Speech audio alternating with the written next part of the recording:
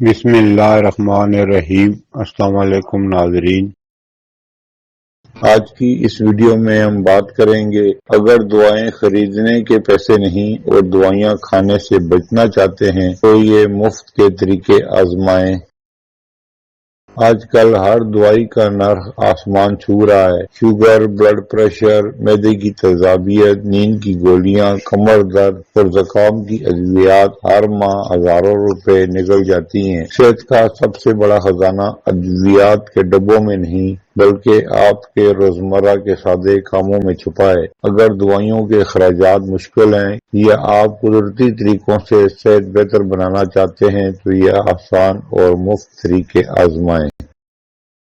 Sugar کے مریض وقفے سے کھانا یعنی کچھ گھنٹے کھائیں اور کچھ گھنٹے نہ کھائیں۔ اس سے شوگر کنٹرول میں مدد مل سکتی ہے۔ بس اس بات کا خیال رکھیں کہ شوگر زیادہ کم، چکر اور کمزوری نہ ہو۔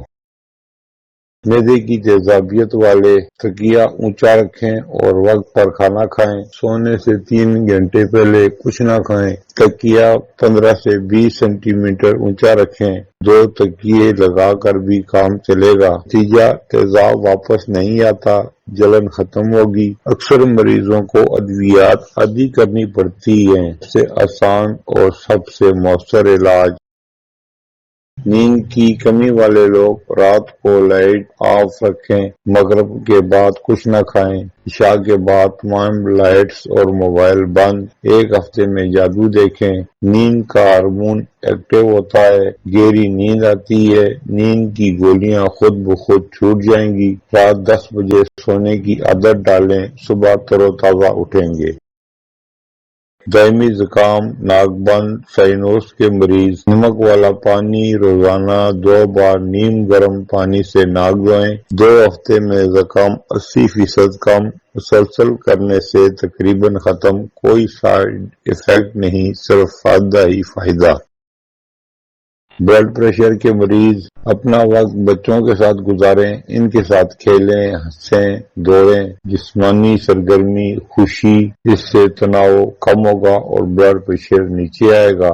آج سے شروع کریں، بچے بھی خوش، آپ بھی صحت مند۔ 15-20 دن میں گولیاں عادی ہو جائیں گی انشاءاللہ۔